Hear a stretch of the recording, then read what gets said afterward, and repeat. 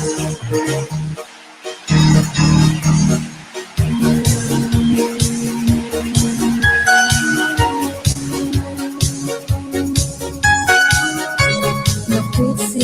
chào quý vị.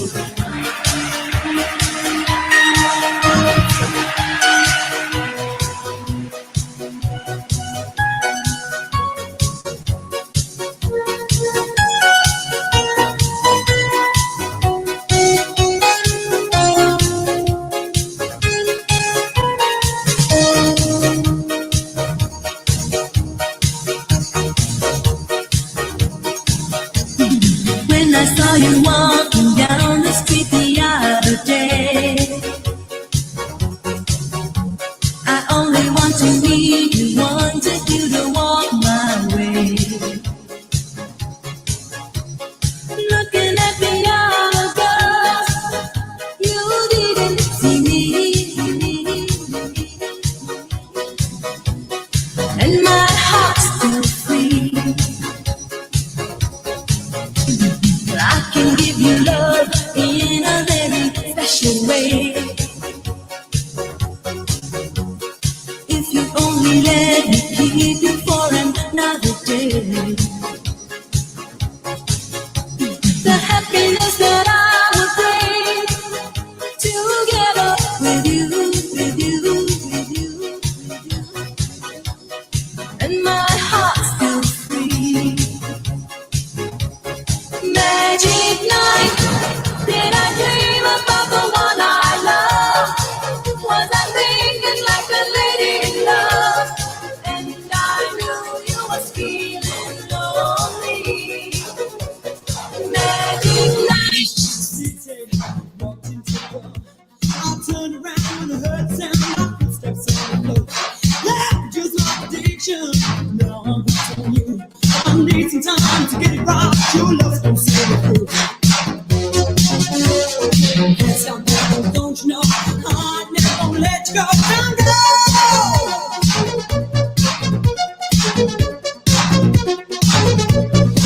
Oh, baby, make your mind up. Give me what you got. Fix me with your loving show and tell me life. Hey, go get a doctor. Doctor, can't too late. Another night I feel alright. My love for you can't stop now, don't you know? I never gonna let you go. Don't go.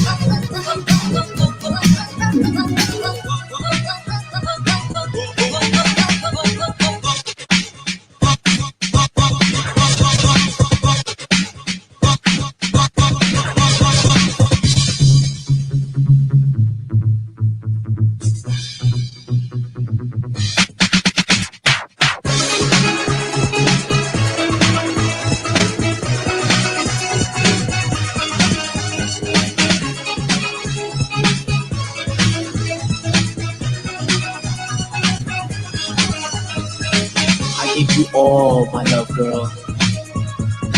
But you just threw it all away. And now there's nothing left to do. No words left to say. I never thought the day would come, my love, that you'd deceive me and be untrue. So now you go your way, and I'll go mine. But I'm crying over you. As I sat by my window, just thinking of you, the pain and deception which broke my heart too. But now that I see that you're not loving me, oh baby, can't see just what you do to me. Crying over you is all I can do when you love someone.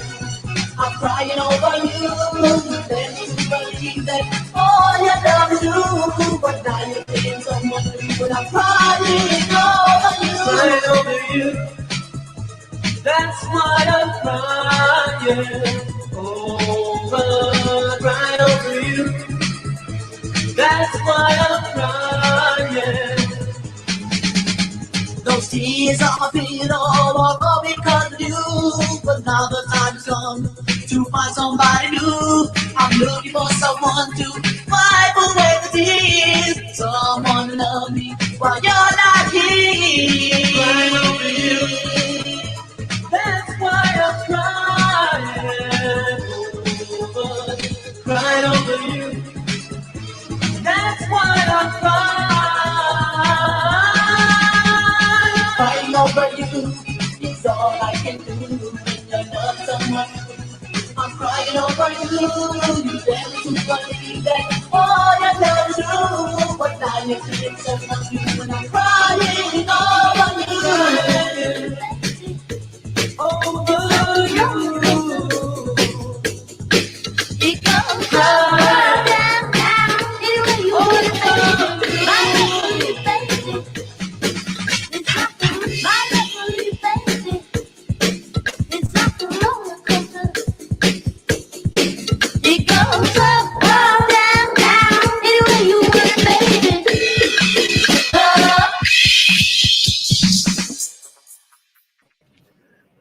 Thank you so much. Please, everyone who's joined us tonight, let us know where you're calling in from in our comment section, and please show some love to our in-house DJ Puzzle with the Spins. He's going to be taking us through all his musical stylings again for another episode of Accented IRL, a collaboration of a virtual event series that we're doing with the Smithsonian Asian Pacific American Center.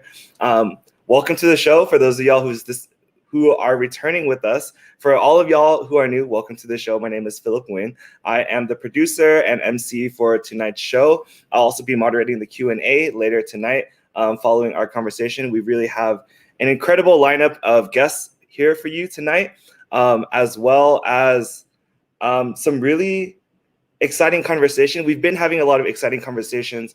To give you all a little bit of context for the show is also co-hosted by the Diasporic Vietnamese Artists Network, and we believe that empowering Vietnamese voices around the world, that the stories, imaginaries, and poetics of a thriving Vietnamese diaspora can unite our global community. Our mission is to celebrate and foster diasporic Vietnamese and Southeast Asian voices. Our complex and diverse stories must be championed and passed on to current and future generations because we are refugees, immigrants, survivors, and descendants, and our stories must be heard.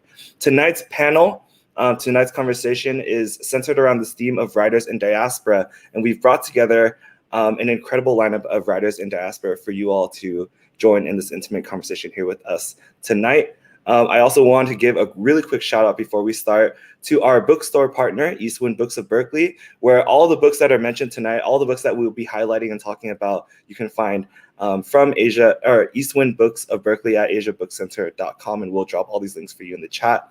Without further ado, I'd like to introduce our host, the illustrious Viet Nguyen, who is the author of The Sympathizer, Nothing Ever Dies, Vietnam in the Memory of War, The Refugees, and Race and Resistance, Literature, Politics, and Asian America.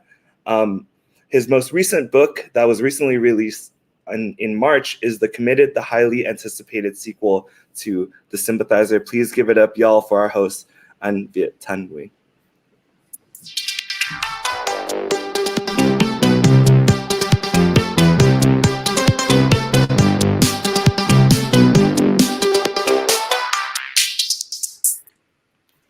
Philip, DJ Puzzle, so good to be back. I think I just saw you like last week, if I remember right. Yeah. How you guys doing? We're supposed to be on vacation. We're supposed to be on vacation soon. I didn't get the Hawaiian shirt, the Aloha shirt message. Otherwise, I would have worn mine as well. I have one. Anyway, hey, it's great to be back with everybody here on the last episode of our collaboration of Accented with the Smithsonian Asian Pacific American Museum. You know, we over the last couple of months, we've just seen such an incredible range of Vietnamese and diasporic and Southeast Asian writers and artists on this series. I'm so proud to be able to have, along with Philip and DJ Puzzle and everyone else with DVAN, be able to bring you all these incredible writers and artists. You know, we need to take a break after this, though, because I think we're all kind of exhausted. We've done more than our usual allotment of shows. And of course, pandemic is hopefully, at least in the United States, kind of winding down, and summer's almost here. And so I don't know about you, but I actually will be going on vacation for a little bit of time. But meanwhile, we are here with another incredible episode with some really amazing writers, both from Canada and the United States, writing in English and French, and not just writing, but drawing as well. So it's a really incredible assortment, and hopefully we'll be able to wrap up some of the themes that we've been talking about over the last couple months on diasporic writing and diasporic art. So let me introduce the first of our guests to you tonight. It is the cartoonist Thi Bui, who is the author of the graphic memoir, The Best We Could Do, which won an American Book Award. And she's also the illustrator of A Different Pond, written by the poet Bao Phi, which won a Caldecott honor. And with her son Nguyen, she co-illustrated the children's book, Chicken of the Sea, written by me and my son Ellison. Let's give it up for Thi Bui. Who can you walk? MIA. I'm organic. Like a tree without a ribbon strip. All right. Welcome, T. Hey, Viet. Thanks. Where are you calling from? I'm in Oakland, California. All right. You have one of the best backgrounds. It just looks, I don't know, it's like Banksy illustrated it or something. Oh, thank you. No, I did this. Yeah, but it's awesome. So that's why I'm so glad to have you back on board. We have so much to talk about. You're a resident cartoonist. It was great to collaborate with you. And the next person we're going to bring on board is someone who I am also a great admirer of, and I had the chance to talk to him in Toronto. This is Vincent Lam, who is a doctor. So he's going to make us all feel bad because he's not only a novelist, but he's also a doctor. And he's the author of Bloodletting and Miraculous Cures and the novel The Headmaster's Wager, which was shortlisted for the Governor General's Literary Award and the Commonwealth Prize. And I believe Bloodletting and Miraculous Cures won the Giller Prize in Canada. His next novel, and you're the first people to hear the title of his next novel, but his next novel is Double Blind, and it'll be published in 2022. Give it up for Vincent Lam. Blackbird singing in the dead of night. Take these broken wings and learn to fly all your life. You were All right, only Vincent. waiting. Thanks. Welcome. You're coming from Toronto. Is that right? Did you save lives today? You know, because I know you're working on addiction medicine and you helped with the vaccine rollout in Canada. Did you just make us feel worse? Did you save lives today? Muted. Oh, you're muted, Vincent. You might need to unmute. I would say that statistically speaking, I did save lives. I spent the day vaccinating, and at the site where we vaccinated, we had a target of 400 plus. We got almost 500. So depending on the stats, we saved between 5 and 10 lives. All right. So I saved no lives today. But the one thing I do want to say is generally, we in America, United States, feel inferior to Canada for a variety of different reasons. But I believe with the vaccine rollout, for once, we're doing better than you guys, at least right now. Yeah, well, it's a race where we can all win. And I think that's the hope, a global vaccine coverage so that we can all move around freely and get back to normal. Well, that was a very diplomatic response, much better than mine. Okay. It's Canadian thing, I say. All right, our next guest. I'm a great admirer of all our guests tonight. Kim Thuy. I last talked to her in San Francisco. She is the world-renowned author of several books, including Ru, Man, V, and a new book, forthcoming in English translation out in the fall in the United States, M, spelled E-M or Am if you're speaking Vietnamese. Her awards include the Governor General's Literary Award in 2010, and she is one of the top 4 finalists of the Alternative Nobel Prize in 2018. Let's give it up for Kim Thuy. Quand les hommes vivront d'amour, il n'y aura plus de misère, et commenceront les beaux jours, mais nous serons morts. Well, welcome. I just Thanks feel for like introducing- I've chosen the wrong song. No, I was going to say thanks for introducing a note of classiness to our get together tonight with the French. What was the song? What were we listening to? Quand les hommes vivront d'amour. So when men will live by love, with love. I don't know how would you translate that, but I think it's the most beautiful song from Quebec. And yeah, so this is better though with the cocktail. So are you coming to us from Quebec right now? I'm sorry? Are you coming to us from Quebec? Yes, from Montreal. Okay, fantastic. We're going to talk more about the French language and specifically Quebecois also, but welcome, Kim Thuy. Our final guest is someone if you've been tuning in to AccentediRL, you've seen him before, Eric Nguyen. He earned an MFA in creative writing from McNeese State University in Louisiana. He's the editor-in-chief of Diacritics, which is the blog of the Diasporic Vietnamese Artists Network, which publishes first-time writers and established writers. And he is the author of the novel, first-time novelist, the author of the novel, Things We Lost to the Water. Please welcome Eric Nguyen.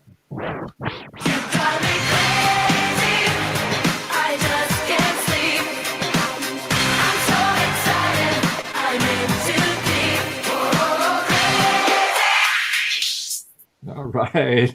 Eric, how does it feel to be a first-time author now that your novel is out there getting reviews? It's been exciting. This was released last week and had a lot of good reviews, so it's an exciting time for me.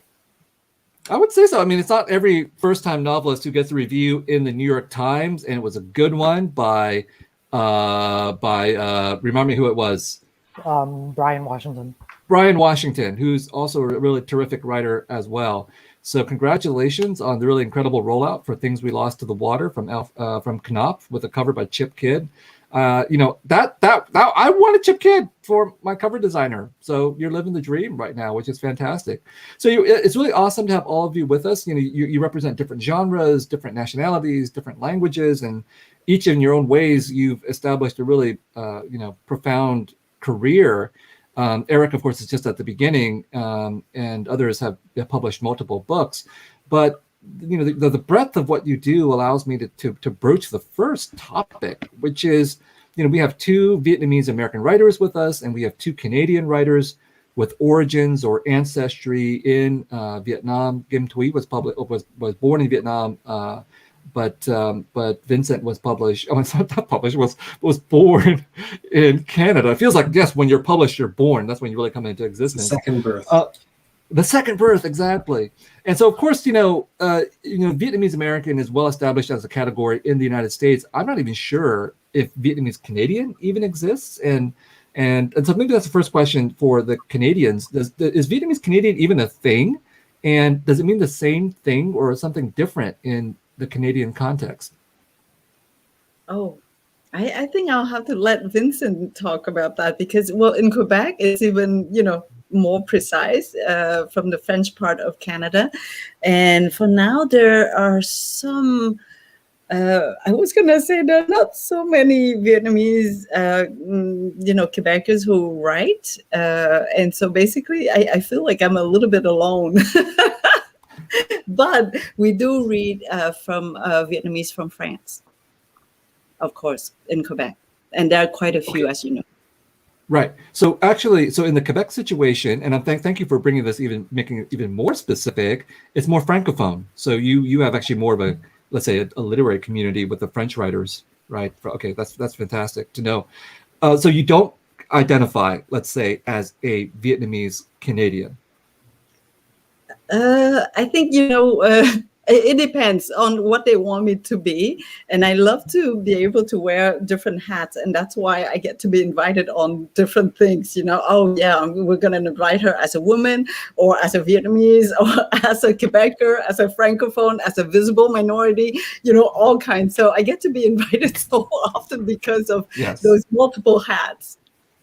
Yeah, it's called diversifying your portfolio. So you always have some audience to talk to. So Vincent, as an Anglophone Canadian, does that term Vietnamese Canadian get used? Is that even a term, or is it, or are Vietnamese Americans just really doing their own thing here because of the racial dynamics in the United States? Yeah, I don't think that I've heard the term Vietnamese Canadian used in conversation ever. Now that I think about it, and I want to be careful that doesn't mean that it doesn't exist, but I don't kind of see it as a cultural entity that I understand very well. We have this funny kind of reverse psychology strategy in Canada in terms of the attitude towards multiculturalism, and I think the reverse psychology strategy is that when people come here, what they're told is, oh, guess what? You're in Canada. You can just continue to be whatever you want. Just continue to be Vietnamese or Chinese or, and the history with Quebec may be slightly different, but but you can be an Indo-Canadian or French-speaking Canadian or whatever it is, and then I think people kind of relax and just say, oh, okay, well, I can be whatever I want. Well, in that case, I want to eat poutine and put maple syrup in my pancakes and drink beer. Exactly. And so I think the issue of hyphenation, it does exist, and racism does exist, but somehow it all kind of is more of an undercurrent rather than an upfront conversation, the way I feel like it is sometimes in America. And there's pluses and minuses to that, honestly. But it does feel like it exists more as this kind of undercurrent. And I think it's at all levels. I'm just going to keep on. Go ahead. I'm sorry. I was going to say, even Canadians, we don't go around saying we're Canadians, much less than Americans say that you are Americans, for example. And so it goes down to everything else, which is more mellow and discreet, I think, Vincent. Right? Possibly. Possibly. I mean, like I said, in the United States, we have a lot of fantasies and stereotypes about Canadian exceptionalism. That it's a paradise in Canada. We should all flee north to escape whatever's happening in the United States. But, things happen that remind us, as Vincent alluded to, that things like racism obviously do exist in Canada, and the treatment of certain peoples of color in Canada has often been really atrocious, as a matter of fact, whether we're talking about First Nations or in the case of the Japanese in Canada, their internment experience was actually worse than the internment experience of the Japanese in the Japanese Americans in the United States. But the way that you're talking about the Canadian situation, it is quite different than the United States. And maybe Eric and Thi can speak to this here. We've built an entire literary community around this idea of being Vietnamese American, and it resonates so much with all these other racial dynamics in the United States, African American, Asian American, and so on. But when you hear Vincent and Kim talking about this situation in Canada, do you think that's actually a more attractive situation where the racial dynamics seem to be more flexible, and you could actually just be seen as American before people talk about you as a Vietnamese American, and there may not be a need to organize as we have done here around this Vietnamese American category? Well, I don't know. I was married to a Canadian for a while. And so when I was in Canada, there were some things I was like, all right, it wasn't a big city. It was a smaller town, and I was talking to older folks, but there was still an Asian market that was called the Oriental Market. And my mother-in-law referred to it as the Oriental Market. So I think I was maybe the first person to tell her to say Asian. And this was 10, 15 years ago. And then the way that people talk about race, I think it's maybe nicer, but it's still racism, even if it's nice. So I don't know. Sometimes I kind of like having a fight about it. Eric, what do you think? I mean, like I haven't ever been to Canada. Like I feel like the Canada I know is like just through books. So I don't know if I can speak to comparing the U.S. to Canada, but I feel like in the U.S., like having like a Vietnamese American community, having that as like a label, kind of helped me a lot finding my own identity. And like I feel like that's really useful from an organizing standpoint, especially like when I was in college, organized around like the Vietnamese Student Association or whatnot, and like even the U.S. like Pivot, for example, that really organizes around that identity. So I do see it in a certain extent as a very useful label, especially if we can get a whole bunch of people of some kind of share experience, even if it's kind of assumed in a way, to get on board with something. So, you know, we've created this category, that is, we as in DVAN, the Diasporic Vietnamese Artists Network, has created this category of the Vietnamese diaspora, at least when it comes to the arts and literature, out of this idea that, you know, the consequences of this turbulent 20th century history in Vietnam has produced this diasporic population across dozens of countries, numbering millions of people. And of course, country to country, the experience of the Vietnamese are really, really different for obvious kinds of reasons. So before we get to the most important part of the night, which is talking about our cocktail, let me ask you this, which is, you know, what is the usefulness of this category of the Vietnamese diaspora, or is it not useful at all when it comes to talking about literature? We've brought you all together here, despite all your different backgrounds and your own individual idiosyncrasies, under this idea of the Vietnamese diaspora as a literary experience or literary category. Should we keep going with it? I mean, is it advantageous? You know, or what are some of the possible limitations of this? Okay, Kim, you were shaking your head. Yeah, I think it's really important, because the first time that I got invited to an event in San Francisco, I was so surprised that there were, you know, so many writers from Vietnam or of Vietnamese origins, and then from then on, I met you know, many French writers as well through Isabelle. And I was surprised that we were quite a few, but not enough, of course, you know, and I think you are there to encourage all of us to continue to write, and to basically archive, you know, these lives, which will be lost soon enough, right? As soon as that generation will disappear. And so I think it is important for you to exist, you know, for you to make us exist as a group, and to have a voice, basically. And it certainly made me felt more anchored, you know, or to see my roots grow because of you. So thank you for that. Yeah, and you don't have to agree. So it's like, Vincent, what do you think? Again, you don't have to agree. If this is like a limited category, or there are like blind spots that we're not aware of, please tell us. Yeah, I think it's complicated. I think that that groups sort of organize in different contexts, you know, and I think if we had been of our parents' generation and we had been, say, in Saigon, we would have felt differently about someone possibly from Hanoi, and we would have really articulated the differences regionally within Vietnam. And of course, in China right now, those differences are articulated and then crushed by the Chinese central government. You know, so this dynamic of differences being created depending on the context, I think, always exists. And then yet, if you go to Canada, you know, a Chinese person becomes a Chinese person, and a Vietnamese person becomes a Vietnamese person, right? So, to me, the organization of groups is kind of one of these things that that depends on the context and the purpose. And you know, I'll tell you a small anecdote that that sadly will shatter any sort of concept of Canadian exceptionalism with regards to some paradise of racial tolerance. So I spent yesterday evening on a Zoom call, because of course everything is Zoom calls, about some racist cyber hate crime that's going on at one of my kids' schools, and one of my children is in a program that is not defined by any sort of Asian ethnicity, and it's just a really elite, publicly funded academic program. And you probably have a sense of where this is going.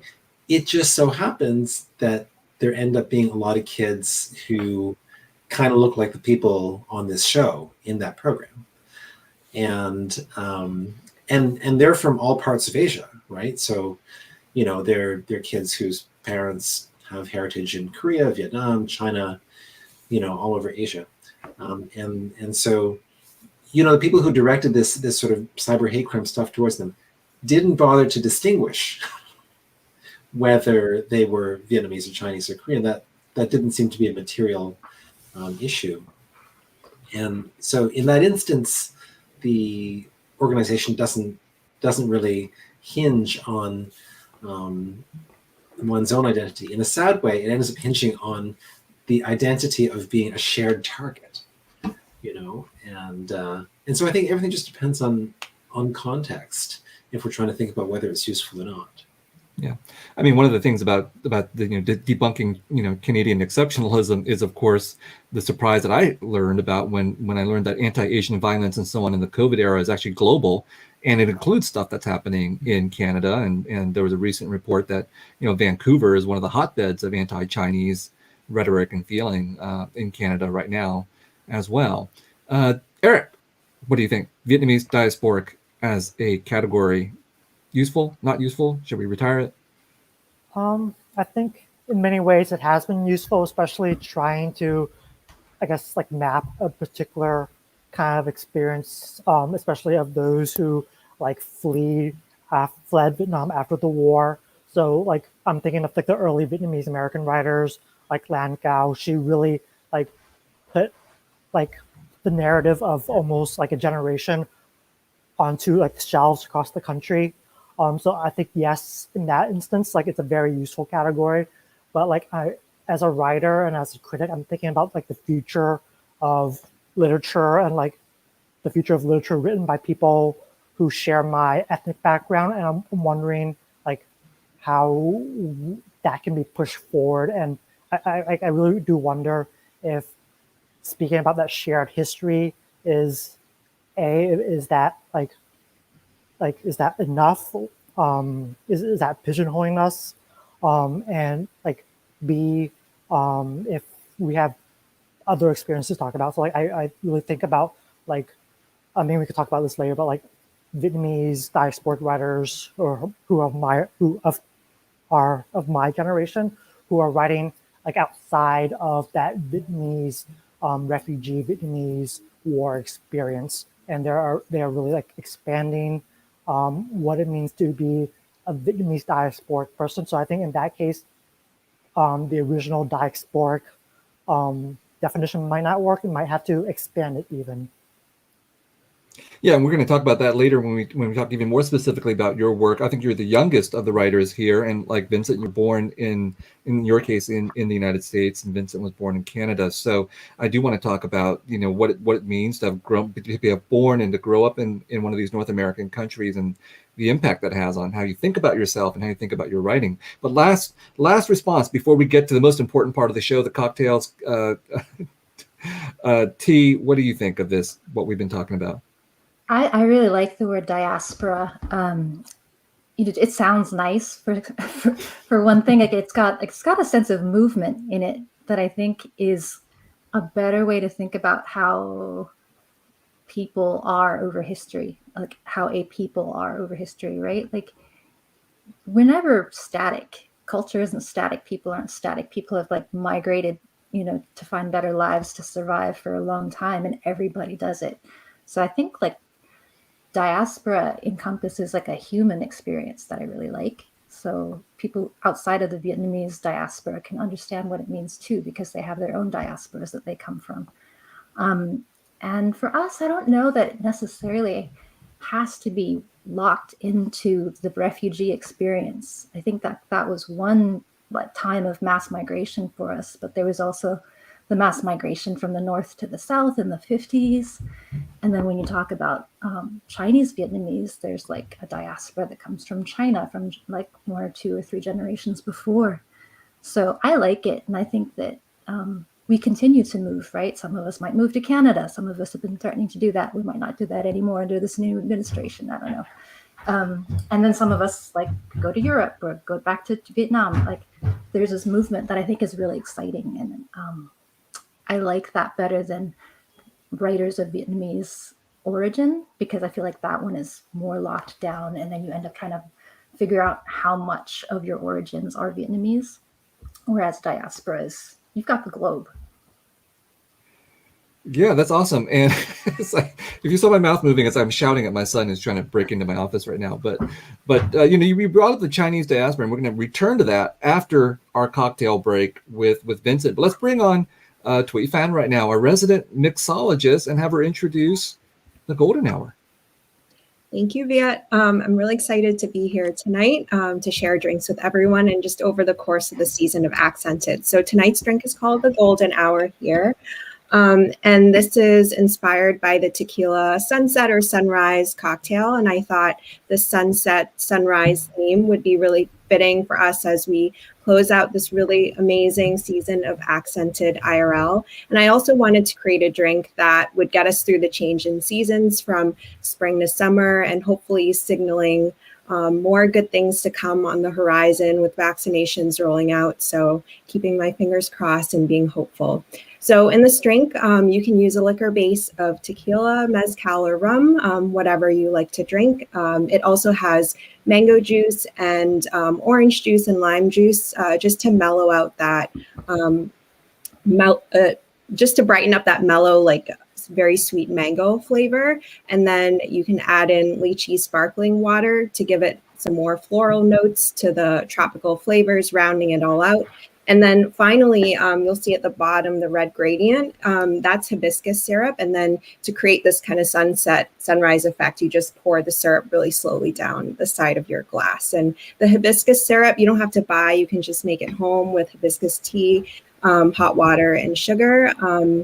And yeah, I hope you enjoy it tonight. And cheers to a nice and warm season coming up and better things for us on the horizon. So thank you so much. These kids are so special. Thanks, Thi.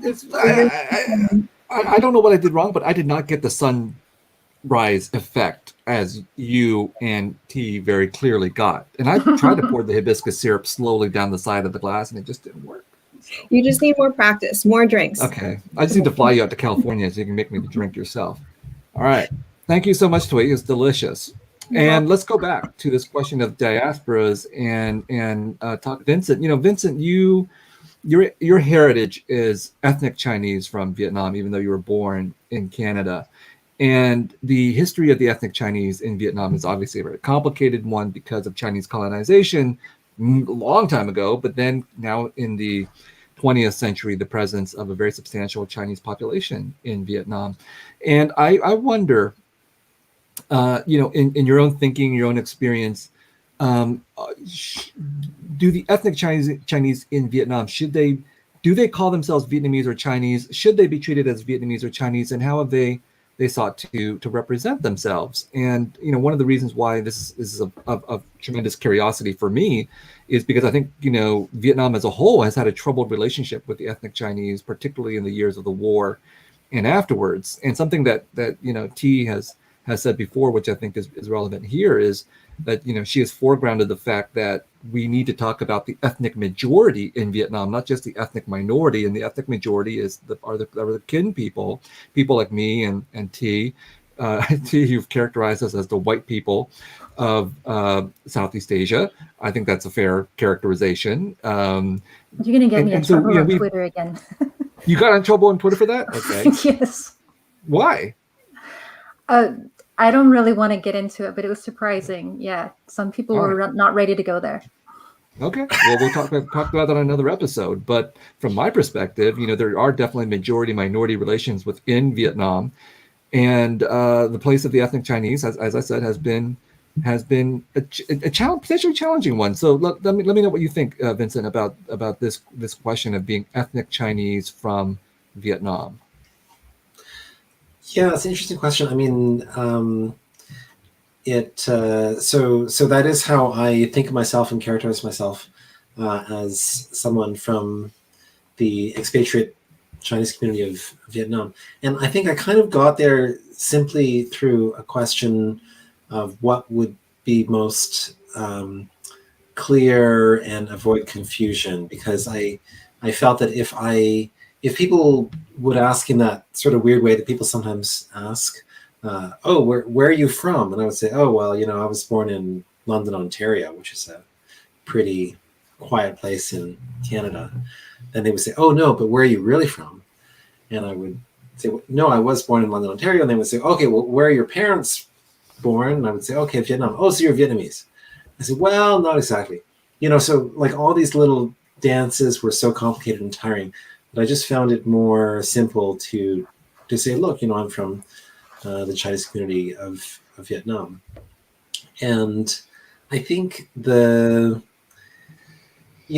question of how a majority people treat a minority people kind of ends up really defining countries and really defines not only the relations between those people, but defines, I think, a lot of forces and a lot of dynamics within the country. And I mean, we see that all over. We see that right now in Israel/Palestine, which I think is the best way to refer to that part of the world.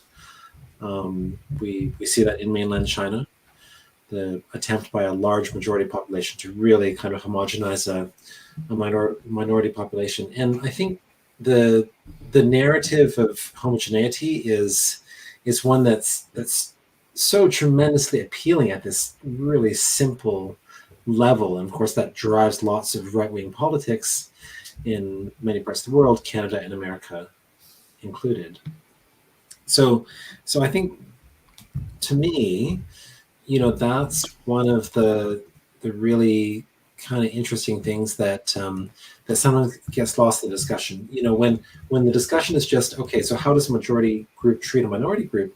It kind of also misses a central dynamic, which is a conflictive narrative.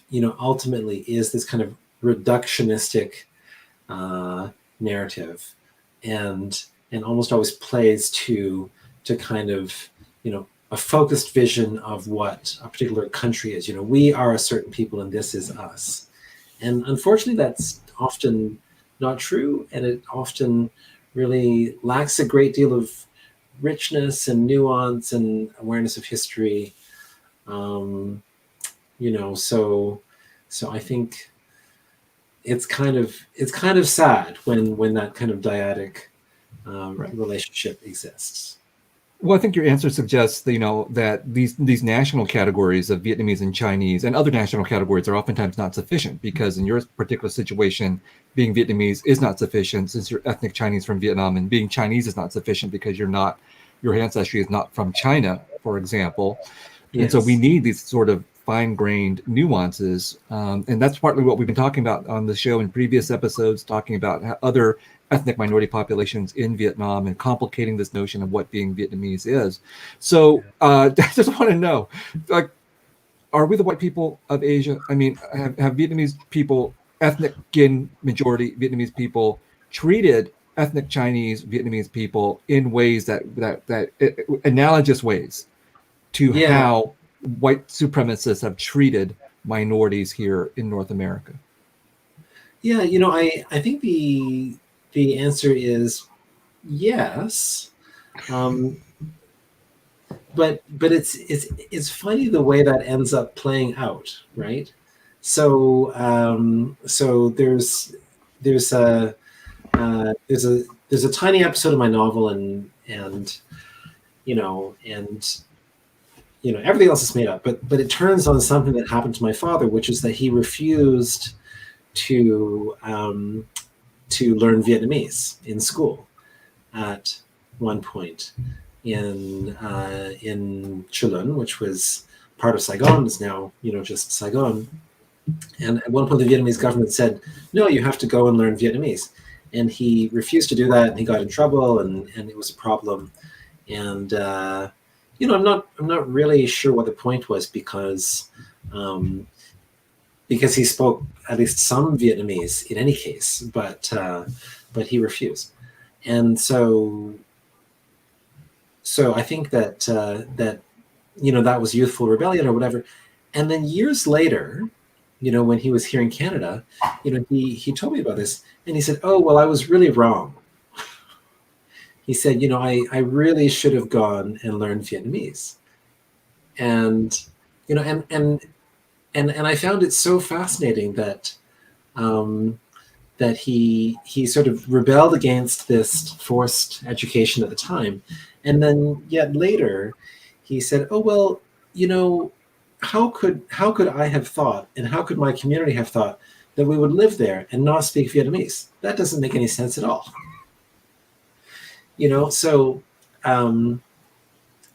I guess the thing that I came away from that with is that it's difficult to force people to do things, and it's usually not effective, right? It's far better to compel people to engage in ways that are compelling, not in ways that are coercive. And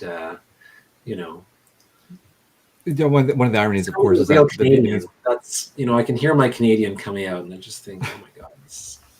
Well, I think the question of coercion is important because Vietnamese have been coerced as a whole, throughout their history by various other powers, and yet they're within the country of Vietnam. The ethnic Nguyen majority have obviously done their fair share of coercion as well.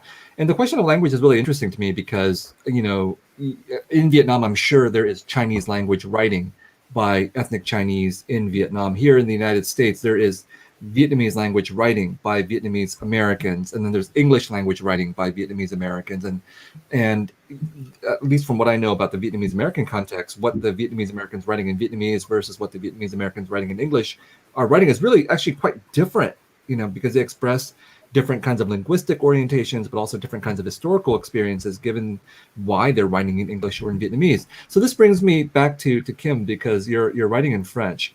And I'm learning French, and I know my French is really terrible because neither you or Vincent complimented me on my French in the green room when I dared to say something. So thank you for discouraging me.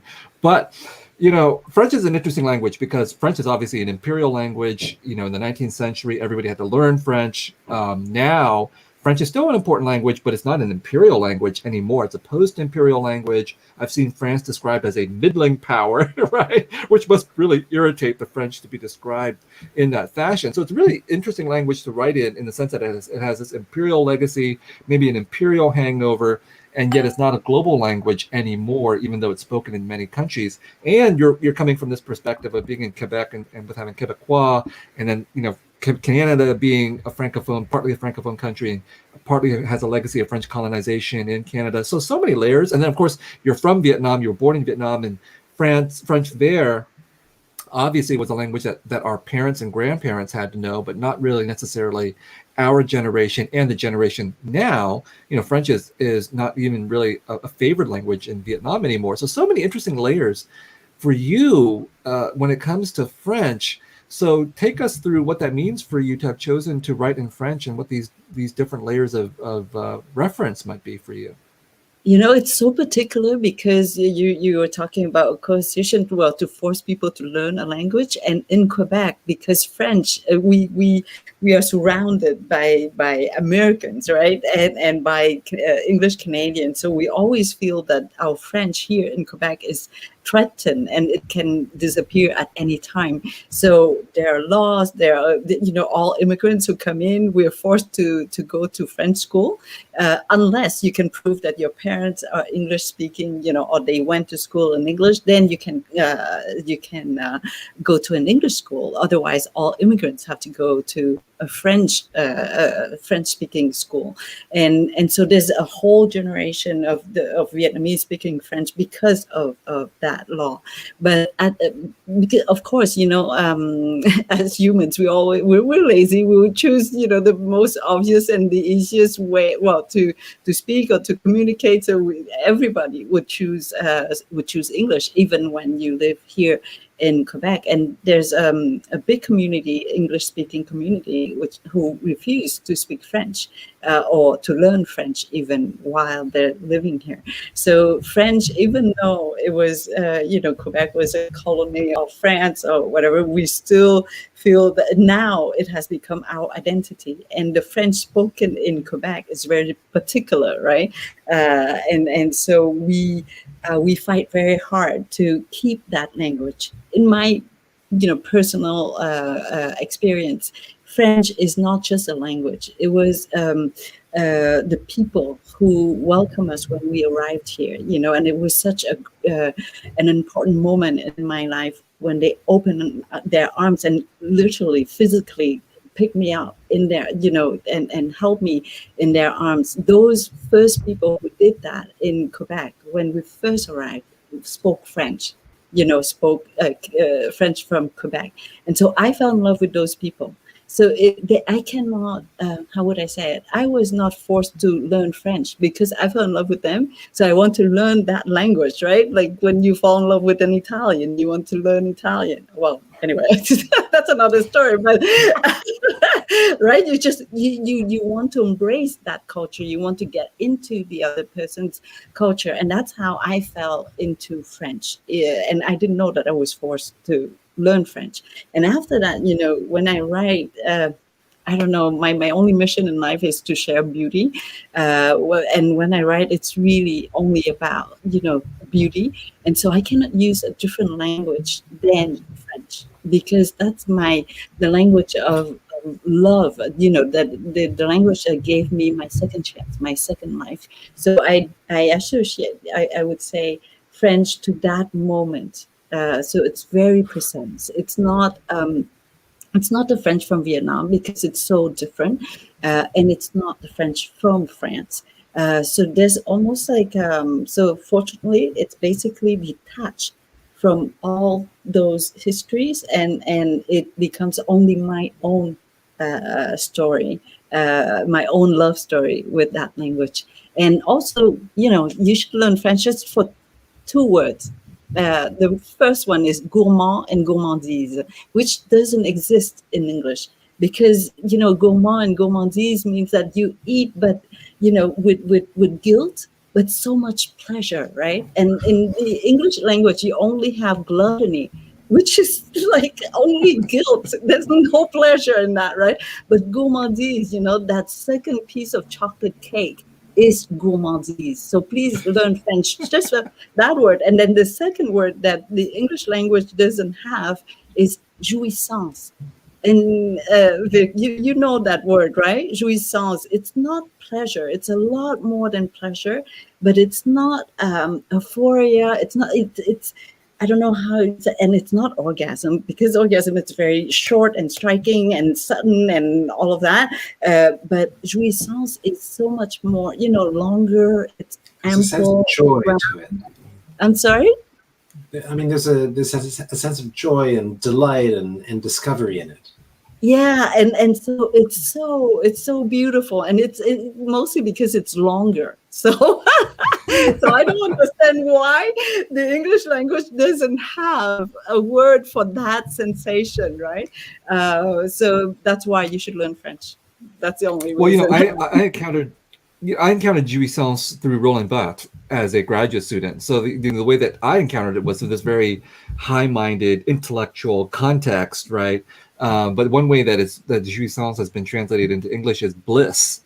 And for Roland Barthes, I mean, he was like, well, sometimes it's boredom, so some people, don't want to be bored, but for someone as esoteric as Roland Barthes, this French philosopher, like boredom was actually a side of jouissance as well. And I relate to that because sometimes, when I'm watching, French movies, for example, I'm in a state of jouissance, but then people who are not in love with French culture could be totally bored. Like this French stuff is so boring. They have a totally different aesthetic than what we have here in lowbrow American culture. But but my last question for you related to language is, when I write in English, besides the question of art and beauty and everything, for me there's also a political and a combative element to it, which is that I think as Vincent has already alluded to, those of us who appear Asian, no matter if we're born here or not or have citizenship, oftentimes we're regarded as being not of this particular North American country, whether it's Canada or the United States.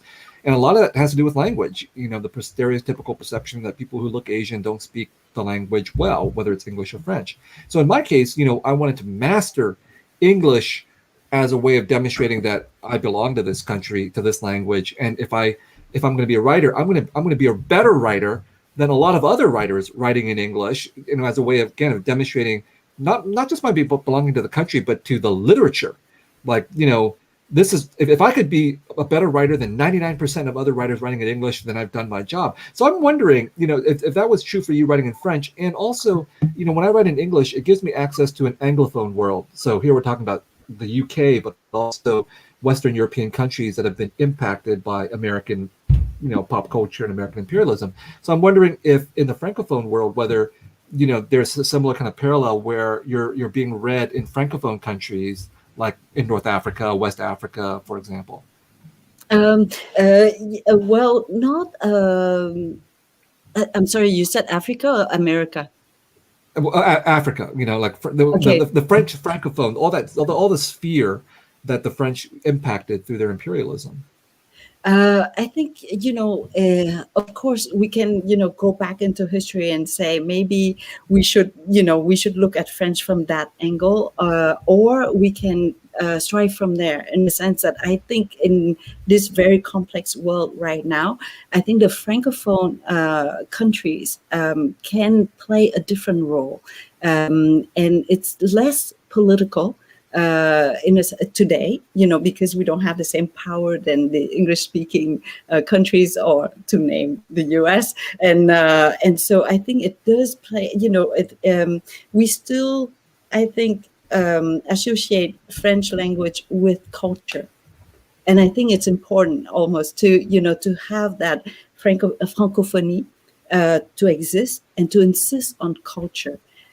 Yes, we have this common language, but at the same time, the French language is spoken very differently from one country to the next, and it does carry the history of each country. And in Haiti, for example, you have le Creole, right, where it carries the history of that country, the hurt, and all the fusion, the mixture. And even in the Vietnamese language, right, we have so many words in French embedded into the language, and it shows, I think, the history of our country, what we have survived, and what we have what we have won over. I think, to yes, the French was there, but then they had to leave, at one point, because we didn't want them to continue to be there, and we did get them to leave the country. So in a way, yes, I look at it as if, yes, you did try to get into, and French did try to exist in all these countries, but after many fights, and after the strength of all, of national identities, it left. And I think we should not erase that. It's almost like how do you say that? Les cicatrices de guerre, the scars of the warriors, right? There's just, I don't know. In my case, I carry it as a war scar, and I'm proud of that, and today I fight for francophonie just because I think we insist more on culture, to share culture, than to have to impose ourselves politically. So I think it's important to have the francophonie to continue to flourish, and to have a certain collaboration among us. All right. Speaking of francophonie, let's turn to Eric, because your first novel, Things We Lost to the Water, is set in Louisiana, with its francophone heritage, and so I was so struck by reading your novel that it deals with an element of the Vietnamese experience that people are aware of but haven't really talked about that much, which is the existence of this entire Vietnamese community in Louisiana that migrated there after 1975. And of course, Robert Olin Butler did talk about that in his book, Good Scent from a Strange Mountain. And we've been waiting, also to hear from the Vietnamese Americans themselves. So tell us about the origins of this novel, and tell us a little bit about the novel as well, Eric. Okay, so the novel is about a family of Vietnamese refugees who flee in 1978 from Vietnam, but only the mother and her sons make it to the U.S. and they find themselves in New Orleans. New Orleans has this smallish, compared to other places like San Jose or Houston, community of Vietnamese people. And they're mostly in the eastern part of the city, which is, I guess, away from the city, even though it's within city limits. And they really built a community there, a small community around mostly a church down there. But since after their first arrival, generations have grown up and moved to other parts of the city. So my novel really looks into the particular experience of this family within that community, and how they adjust to their new environment. So I guess this novel was written because I went to school in Louisiana, Lake Charles, which is about 3 hours or so away from New Orleans. And during my time in grad school, I learned more about the community there, and I felt like it was a very interesting story. It was different from my own family's story, and I felt that it was also the same in some ways. So I just ran with it in a way. What was the part of the question? Well, I visited New Orleans and was struck by the existence of the Vietnamese American community there. And of course, I'm from San Jose, and for Vietnamese people, California, at least for the North American diaspora, I think California is the heart of the diaspora, especially San Jose and Orange County. And so many stories have been told about these the Californian population. What do you think makes the life of the Vietnamese Americans in Louisiana different than the ones in California who have dominated the national conversation? I think there's, from what I've seen, there's a more cohesiveness in there. I feel like it's such a really small community compared to other communities in New Orleans, that they really stick together. And again, the church is really their cornerstone, you could say, or the center of their community. And the church is involved with so many community growth, development kind of stuff down there, that it kind of just gravitates towards it even now, at least from the last time I was in New Orleans. So that's, I feel, is one difference. But I also feel that there's a Southern pride to them. I feel like a lot of Asian Americans are left out of the Southern U.S. story, and I feel like they kind of inhabit that space of being Southern and being Asian Americans. They experience the racism that people would, Vietnamese Americans would experience elsewhere, but I feel like they kind of take it more, I wouldn't say more easily, but they see themselves as equally as Southerners as Vietnamese in a way. I might be mistaken that, but that's my experience. Talking to them, they're really prideful of their place in New Orleans, and I feel like going to other communities, there's not that sense of pride in place. I grew up in Maryland, the DC, Maryland area, and we had a small community of Vietnamese people here too, but there wasn't that pride of, hey, I'm from DC. And a lot of the Vietnamese people I grew up with kind of moved away, and they weren't really tethered to their city as many Vietnamese in New Orleans are. Vietnamese in New Orleans, some have left the city, especially after Hurricane Katrina, but a lot have stayed and have contributed to the community there. So I feel like there's definitely a different feel to their community. There's a more homey feel, almost they made a home here, and they intend to stay, compared to other places where I feel like it's more easy to to leave. If that makes sense. Yeah, well, I think the homie and then the implied humility and humbleness part is interesting because, of course, the other big, Southern American population of Vietnamese Americans is in Houston. I don't think I'm going to offend some Houstonians here. I don't think they have a reputation for being humble in Houston, at least with the House of Ho TV show that we have. Now, your novel, and this will be the last question for you, but your novel, deals with Hurricane Katrina. And so you have refugees who have come to the United States and then they become displaced again during Hurricane Katrina in 2005. And I remember when Hurricane Katrina happened, that President George Bush at the time said, okay, well, first of all, some of the American media called these displaced people refugees. And President George Bush at the time said, it's un-American to call these people refugees. And a lot of them who were displaced were Black. And Jesse Jackson, for I think the only time in history, agreed with George Bush.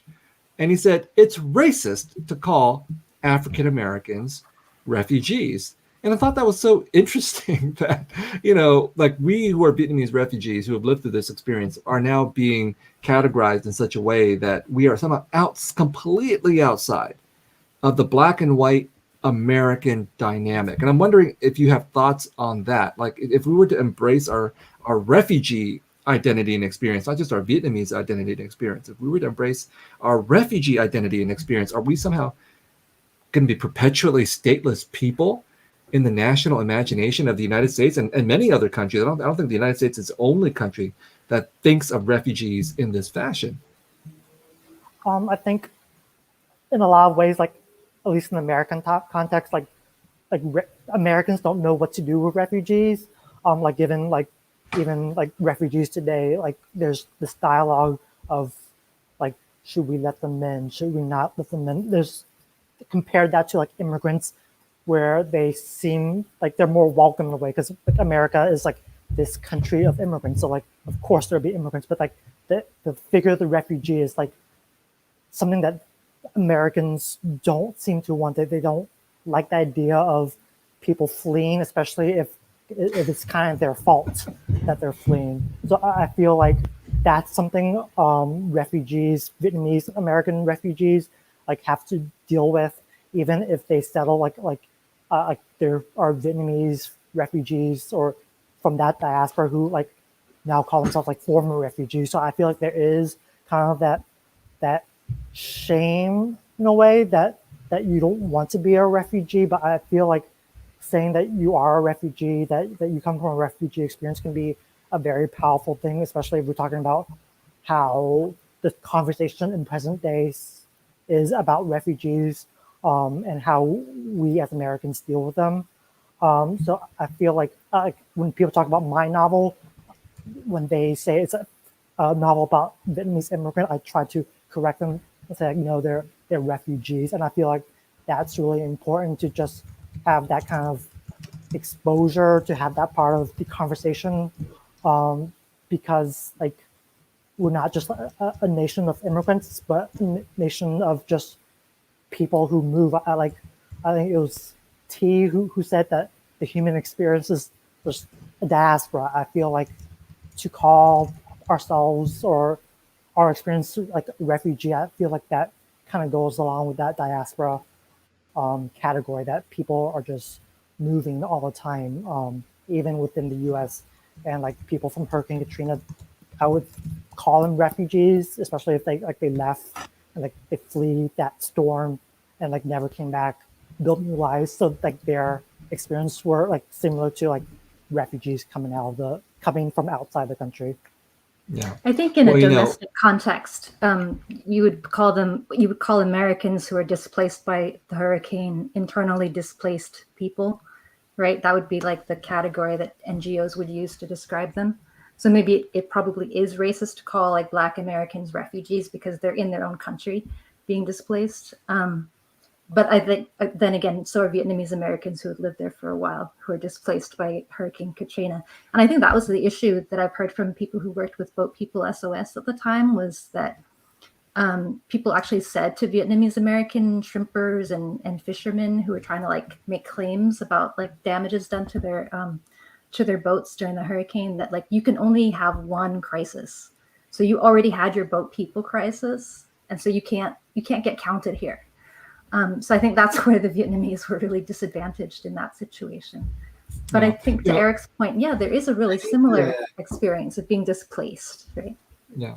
Well, you're right. If you go to the UNHCR, United Nations High Commission on Refugees website, there's a whole set of categories about talking about displaced people. So refugees are actually only one subset of a larger category that UNHCR calls forcibly displaced people.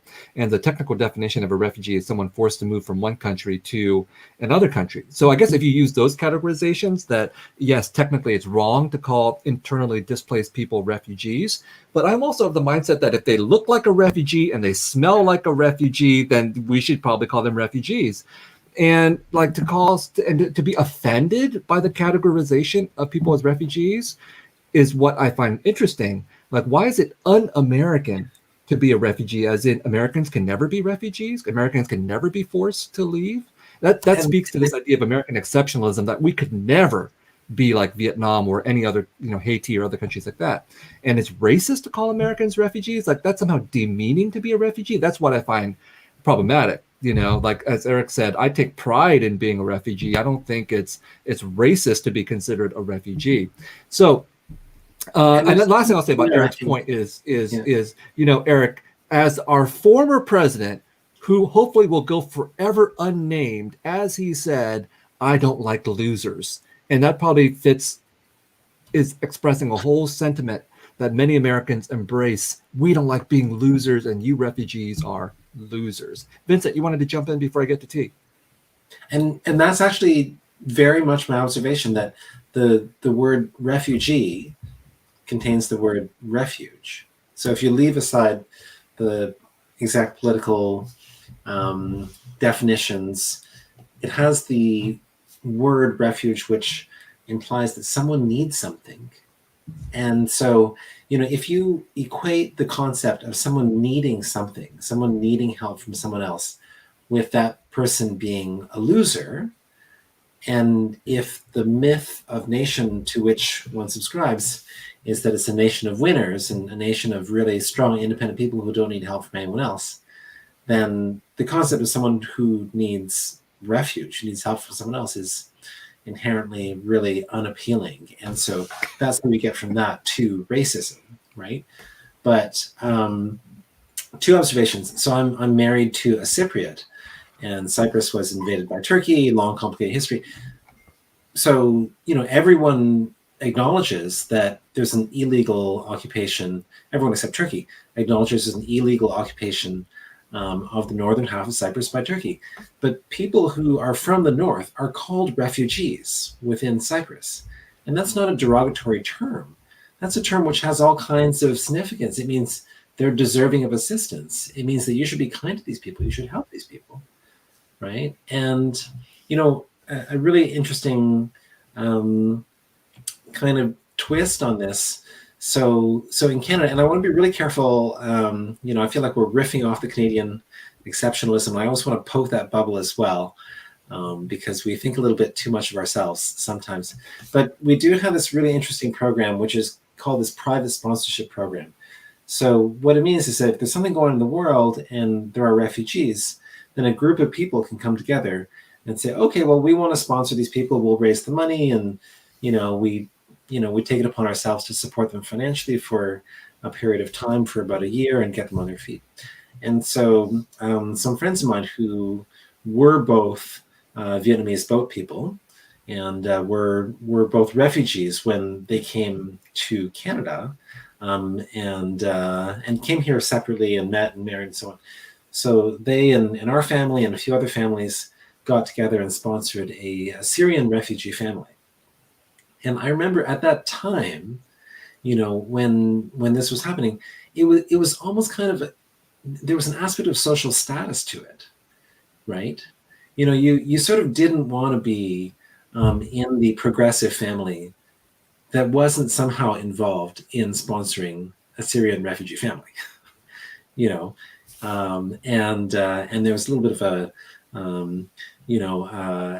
sort of virtue signaling, as it were, in doing that. And I don't want to overstate this, because the truth is that Europe takes far more refugees than we do in Canada.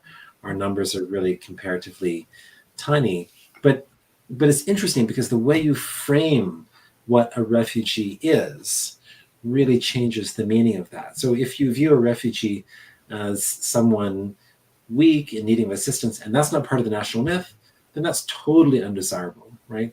Whereas if you frame your national myth, and there's definitely aspects of myth making, right?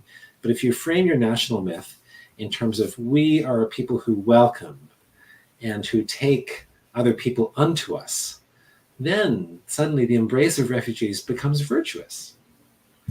So I think so much depends on the narrative. Right. And, Thi, on that question of refugees and narrative, obviously the best we could do is focused on the Vietnamese refugee experience. But in the aftermath of the success of the book, you've also turned in other directions as well. You've talked a lot more about prisoners, deportees, and refugees in general, including going to Greece a couple of summers ago to look at the refugee experiences there. And I'm wondering, is that turn towards these other populations of prisoners and deportees and refugees in general an outcome of your own thinking about what the Vietnamese refugees had been through? Yeah, definitely going to Lesbos, Greece, to interview refugees with my best friend from high school, who is a refugee from Afghanistan from a long time ago. We both, that's how we introduced ourselves to people. We said we were refugees as small children, and UNHCR helped us. We're not here with any NGOs, but UNHCR is letting us into this camp to interview you, and we just want to use our perspective to help you tell your story to whoever you want to tell it to. And most of the people who were in the camp at that point were no longer Syrian. They were from Afghanistan originally, but some of them had lived in Iran for a while, or Turkey. So it was really emotional for both of us, for her especially, but for me also, because I knew some of this stuff, but I hadn't been to a refugee camp since I lived in one as a small child. So I think it would have really added another dimension to the best we could do had I done that experience while writing that book, because it really gave me empathy for the experience of the parents going through that. And all the things that they did to protect their children, and all of the mundaneness of like just waiting, being in limbo in this space that's not ideal, and you don't know where you're going to go, and you're just waiting for other countries to accept you. You raised the issue of empathy, and of course, one of the things that drives me crazy is the lack of empathy that some refugees have exhibited towards other refugees. I think specifically of Vietnamese refugees, former refugees, who have said, "Oh, we're the good refugees. Right. These new people are the bad refugees." Yeah, that sort of refugee exceptionalism is actually why I say the shit I do about like what Vietnamese people being the white people of Southeast Asia. I'm actually like specifically pushing against that narrative of like, we are the exceptional refugees because somehow we were special and the US owes us and all of that. So that's me trying to like push against Vietnamese in really specific moments of like abundance. We don't have a lot, but when we do, I like to try to remind us to like extend our table, to invite others in. So and I think that's, yeah. I think that's one of the dangers. When we started off this conversation talking about maybe some of the limitations of the category of being Vietnamese diaspora, and let's end with this right before we go to the break. We'll go to the break in just a couple of minutes, and those of you in the audience, if you have questions, please send them to us. After the break, Philip's going to take over, and we'll hear from you with your questions for Vincent, for Kim, for Eric, and for Thi. But the last question, Thi, for you before the break is, when it comes to this category of being Vietnamese, it's obviously very powerful. I think we need it. We can form community and self-defense and things like that. But as you're saying, it can also be a way for people to hang on to their own exceptionalism and focus not on this general idea of empathy, but to focus on their own pain. So Vietnamese people are always willing to talk about their own pain. It doesn't necessarily mean they're going to be empathetic with other people's pain, which I find to be totally ironic. So your turn in your recent work towards talking about prisoners and deportees and other refugees besides the Vietnamese people, do you think that's one of the ways by which we can take our Vietnamese experiences and get away from our focus upon the past, which has, is one of the debilitating aspects of the Vietnamese diasporic experience? Yes and no. The thing is, when you talk about deportation, it still goes back to the wars in Southeast Asia. That violence like set up the violence that people experienced when they were resettled in the U.S. and that led to the conditions that led to their imprisonment and being in trouble with the law in the U.S. So it still goes back to the war. But for me personally, it was just a way to take some of the focus off myself, because I realized that I was like getting invited to do a lot of talks, and I realized that I could really get pigeonholed as an exceptional minority or a refugee success story.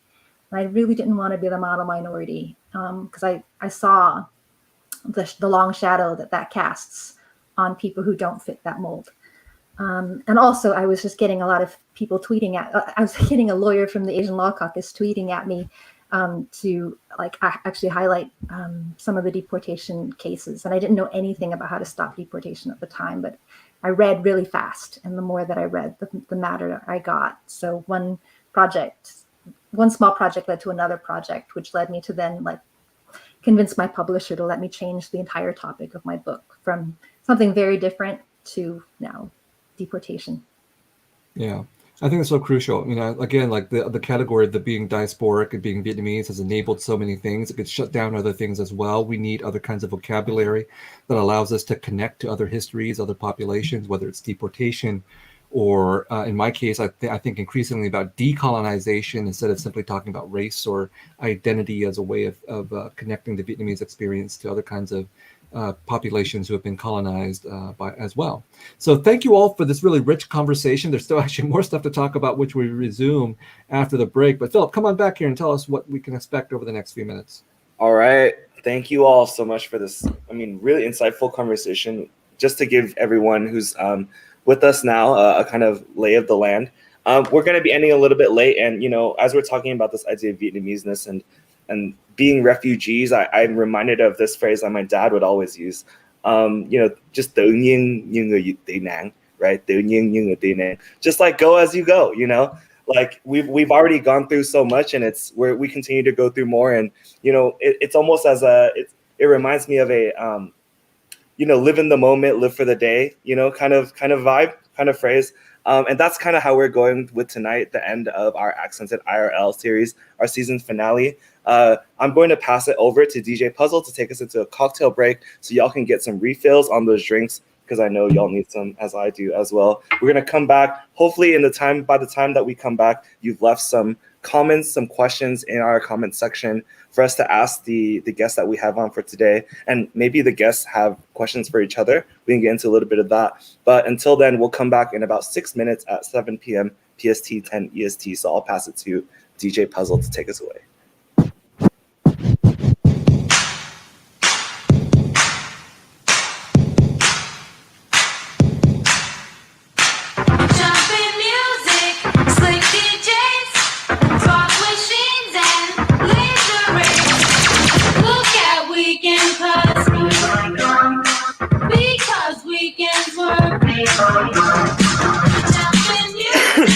Slick DJs, rock machines and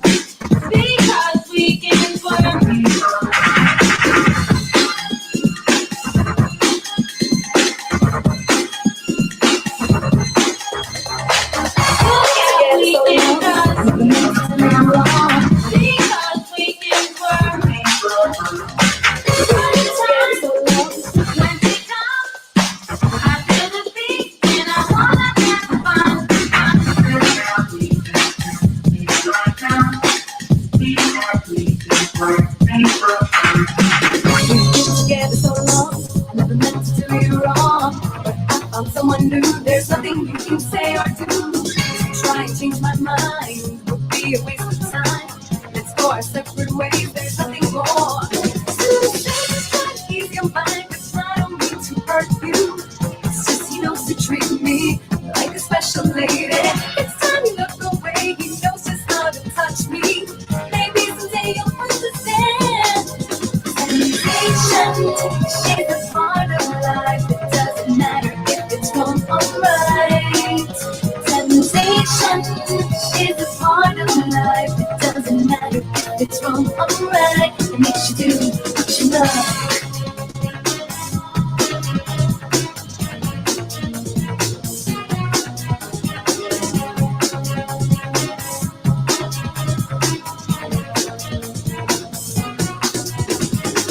He knows I can't resist. Ooh, this perfect mix. He looks in my eyes, I feel like I've been hypnotized. I've wanted him for so long, and what I felt was all so strong. At times feel exchange, you and I. Just try to ease your mind, 'cause I don't mean to hurt you. It's just he knows to treat me like a special lady. It's time you look away, he knows just how to touch me. Maybe someday you'll understand. Sensation is a part of life. It doesn't matter if it's wrong or right. Sensation is a part of life. It doesn't matter if it's wrong or right. Sensation is a part of life. It doesn't matter if it's wrong or right. Sensation is a part of life. It doesn't matter if it's wrong or right. Makes you do. For every situation, moving through the doorway of the nation.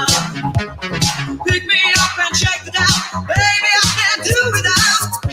Don't mess around, you bring me down. How you get about, don't make sense, slow down.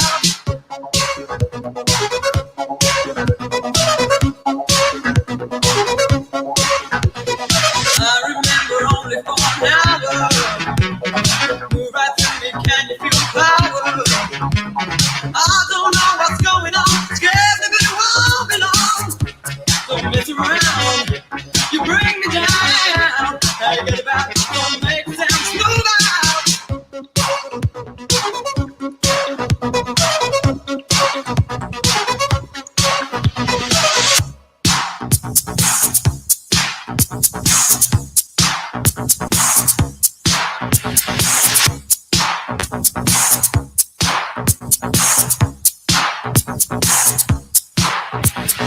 Move out, move out, move out,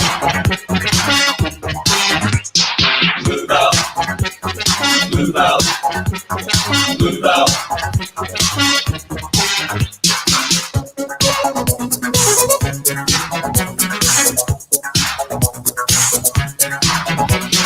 Now he's in control, he's my lover. Nation stand against him, he's your brother. Been a long time now, I'll get to you somehow.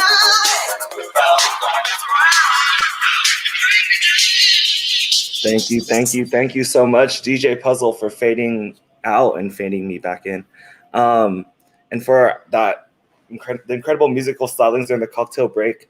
As we said at the beginning of the show, after this show, we're gonna go on a bit of a break. One of the projects that we have going on that we're going to be releasing during that break through the summer, so that y'all have some tunes to jam and vibe to during your summer post-pandemic wanderings, is a playlist, mixtapes by DJ Puzzle, that we'll be posting on our DVAN SoundCloud. So stay tuned for those, because those are going to be really exciting. I'm also here to make a quick plug, and I want to direct y'all to the DVAN website, dvan.org. Again, we want to thank Smithsonian APA, the APA Center, for co-sponsoring this series, AccentediRL, with us. If y'all are interested in learning more about the Smithsonian, please visit Smithsonian APA on Instagram, Facebook, all socials. If you're interested in learning more about DVAN, please visit this dvan.org website, where you can find everything about DVAN. The Diacritics blog, where we oftentimes, on the Accented show, we feature a book spotlight. Tonight's book spotlight is Eric Nguyen's Things We Lost to the Water, and we've been listening to Eric talk about his book and his conceptualization of this family, this Vietnamese refugee family in New Orleans, which is also available from our bookstore partner, Eastwind Books of Berkeley, at asiabookcenter.com for a discounted rate right now. So go and check them out. I also want to direct y'all to the members section of DVAN, which is new. DVAN, the Diasporic Vietnamese Artists Network, we're, as we were talking at the beginning of how we've conceptualized this literary landscape from being diasporic Vietnamese, right? We've created this virtual home for folks who might want to become members of the Diasporic Vietnamese Artists Network and be connected to other folks who are doing this work and sharing and showcasing their art, as well as folks who are, it's meant to be a space, and maybe Viet can talk a little bit more about this and the motivations for how DVAN came to be and how it really has become this place where up-and-coming writers as well as veteran writers have been able to mix and mingle with each other and really push the boundaries and limitations of what it means to be a refugee and what it means to be Vietnamese and what it means to be diasporic, right? And maybe actually I'll bring on Viet right now. If you wouldn't mind sharing a little bit about that, Viet, as we mentioned the DVAN membership pages. And what your initial motivation was for, co-founding DVAN at the beginning. As we're coming to this really important moment where we're, I think, soon going to be shifting from virtual events back into, the public literary events where we're in person and sharing our work and art. Yeah, I think in-person events will be so much more fun when we can drink in person versus drinking online, right? For those of us who drink. But, even as our conversation tonight has shown, one of the important reasons why we didn't just make a Vietnamese American arts organization is because there's so many differences in the diaspora between different communities, whether we're talking about national communities like Canadian or American or French, or even more specific kinds of categories like ethnic Chinese or Gin majority or other kinds of ethnic minorities that we've had here on the show, including the Harai people, for example. So many different kinds of variations. And the ability to compare, contrast, to move between these different categories is really, I think, empowering, because number one, it allows us to form a larger diasporic community versus the national community, and because it means that each of us has to be aware of our own assumptions, our own nationalisms, our own ethnocentrisms. And that's one of the productive things about having a diaspora that allows us to make these different connections, as we've been talking about.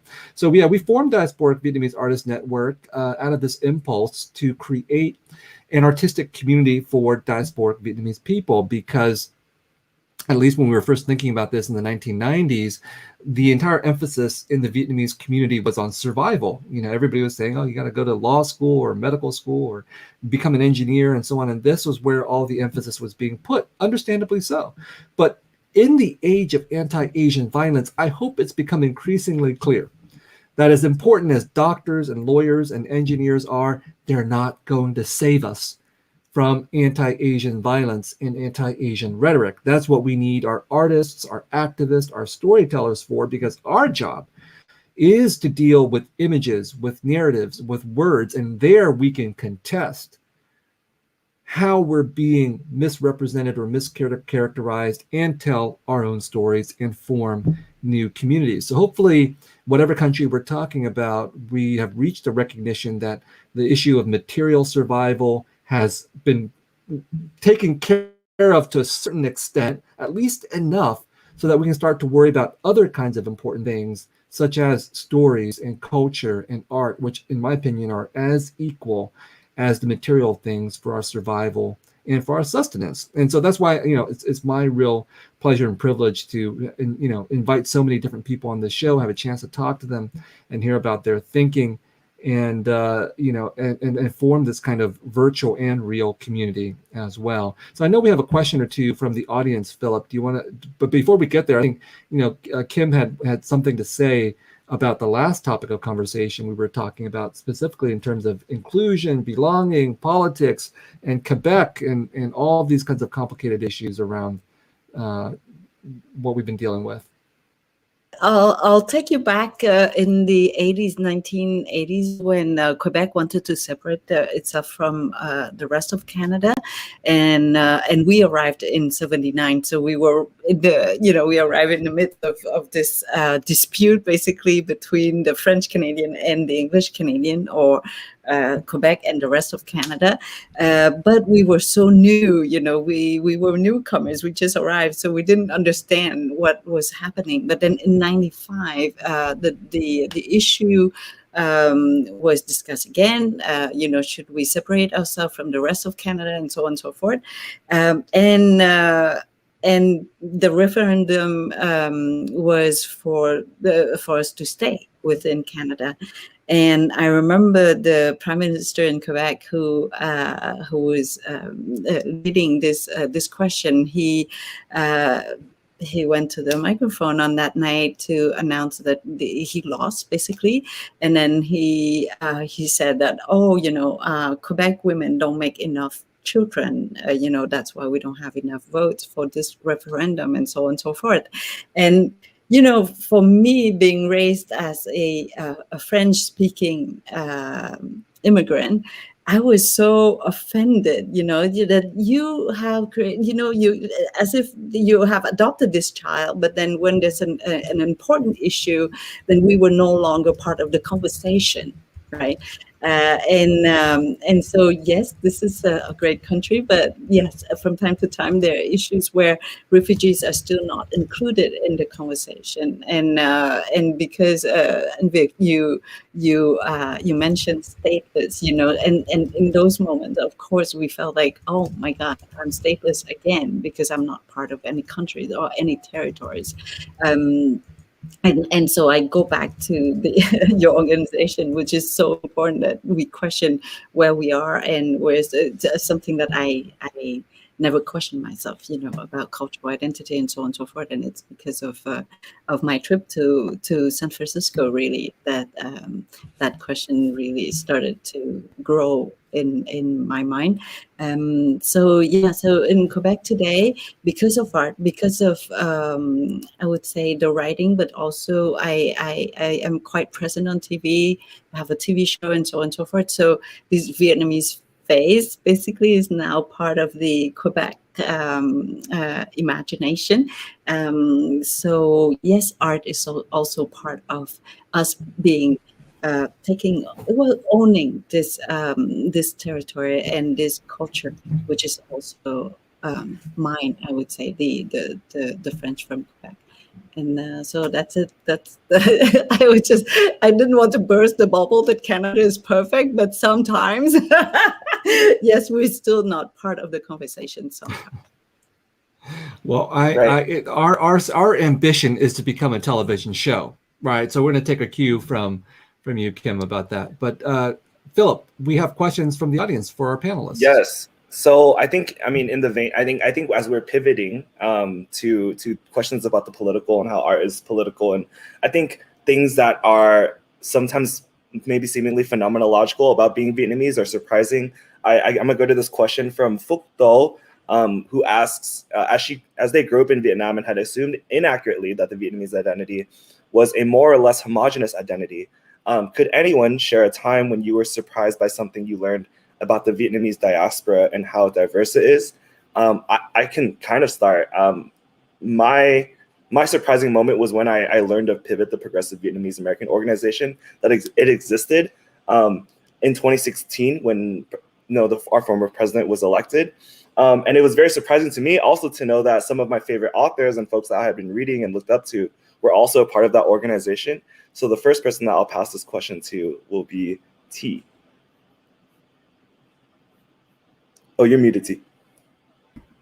Because I was in Pivot. Yes, you were like the first person who showed up on a Zoom, and I was like, what? Yes, that's when you saw how small the community is. All Pivot people are directed to keep my emails private, please. Because I wear a different activist hat than I do an author hat, and I rarely write anybody back as an author.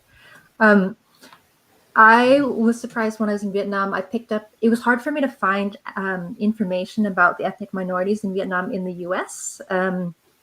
and my Vietnamese reading is not good enough to like skim books in a satisfactory way for me to do research. So I was in a Anglophone bookstore in Saigon and a few years back, and I found a book that was in Vietnamese and English that had a lot of photographs of like 50 something ethnic minorities in Vietnam. And it was so nice just to have all the information, like the names and like descriptions and a map of where people lived. And I was like, oh, here's this knowledge I should have grown up with. Finally, in a way that's accessible to me. And I guess our diaspora makes it complicated, right? Because we have so many different languages. But yeah, that was one moment. We haven't heard from Eric in a while. Yeah, Eric, and you were the one that name dropped Pivot at the beginning of the conversation, so I'll pass it to you. I guess the moments that I realized how diverse the Vietnamese diaspora was like really when I was in the South for my MFA program. Not only like I met the Vietnamese community in New Orleans. I've learned, I haven't visited them yet, but there's like this small community also in rural southern Alabama, like right by the Gulf as well. And like it just like really surprises me like where the diaspora kind of ended up, especially in America, like places you don't expect them, and then they create their own communities. So I think like when we talk about like a Vietnamese diaspora, or in this case a Vietnamese American experience, we can't really leave out like rural communities where Vietnamese people might end up, or like smaller towns, because like I feel like something is lost if you don't talk about those experiences, especially in places where you're especially different from everyone else. Yeah, so I can leave it off at that. Vincent, what about you? A surprising diversity of diaspora moment? Yeah, I think my most surprising diversity of diaspora moment was at some point when I was a teenager and I learned that my grandfather had 3 other wives in addition to my grandmother, and some of those wives at the same time, which was a concept that was new to me. And then as part of that, my own personal diaspora grew in that revelation to include a whole bunch of people still in Vietnam, and people in Australia, and people now in Malaysia and other places. And it was surprising to discover that my own diaspora was actually bigger than I'd realized. And you, Kim? Well, it makes it. I used to be a lawyer, and there was a big project between Canada and Vietnam. And one of the issue we got consulted by the Vietnamese was our work with First Nations. How do well, of course, Canada is really imperfect. It's imperfect. It's not, but we are a little bit more advanced than Vietnam, of course, on these issues. And so I was so happy that the Vietnamese considered, exploring how to include or how to start a conversation with the different. Ethnic minorities in Vietnam. But that was in the 90s. So I don't know what has been done up to now. We had a couple of working sessions, but maybe it was but still it's a drop in the ocean. But the drop existed, and maybe the question has been, addressed. And I hope that I have not followed up on it, so I don't know how it is now. But that was the moment where I discovered that, Vietnam is so rich of all these heritage, with this heritage from different ethnic minorities. Right, and thank you all so much for sharing your moments of diasporic surprise. I think as many of our viewers have watched Accented and AccentediRL since our first show as an author talk series back in, I think, June of last year. Right, so we're almost at a year of doing this, of being online and hosting these intimate conversations with writers. We've really gotten a chance to also see the nuance in writers' lives and authors' lives, to know that they are not just writers themselves, right? And I want to bring up this question from Angelina Nguyen, who asks, for all guests, and I'll start with you, Viet. You all have other full-time jobs besides writing, and we know that because we definitely truncated your biographies during the intro. What's your writing routine like, especially when you're working in your full-time day jobs, and on your identity at the intersection of many things such as race, nationality, etc. How did you find your readership? And when you're writing, who do you write for? Who is your audience? I think Viet might have frozen. So I'm going to pass this on to Dr. Vincent Lam first. Sure. So writing routine, I mean, it's just been different for me at different times in my life. I used to do a lot of shift work, and so I would basically write whenever I wasn't doing a shift, whether that was the day after a night shift or what have you. And then I had kids, and that was a really difficult. Well, I still have kids, but when they were really small, it was really difficult in terms of carving out time for writing. So it was important to be really kind of deliberate about doing that. And now I tend to have more day hours, and so I can set aside certain times for writing specifically. But then things happen, like a global pandemic, and for the past month and a half, I think I've had 2 days off or something because I'm immunizing people nonstop.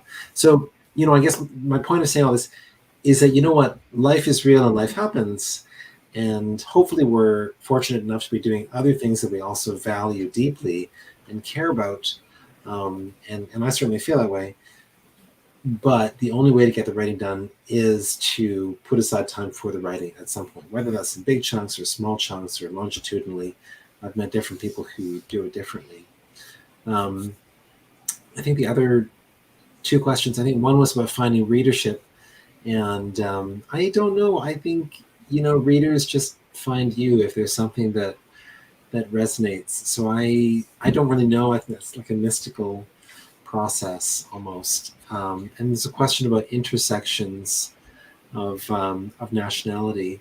I mean, I think for me, it's two things. I feel really privileged to be a BIPOC person and to be able to therefore both access multiplicities and also speak from that perspective. And then sometimes it also feels like, it's another weight on the shoulders, like, I have to be, or whether I have to be, I don't know, but I am conscious of how I'm viewed, and I'm conscious of how I'm representing both my specific BIPOC-ness as a person from the Chinese expatriate community of Vietnam, and as just a person who isn't white, and it's both a privilege and sometimes a weight, to be honest, both as a doctor and as a writer. I was a high school teacher and a mother of a young son when I was writing. So I wrote during weekends and school breaks. But what was better than that was actually finding a community so that I wasn't writing alone.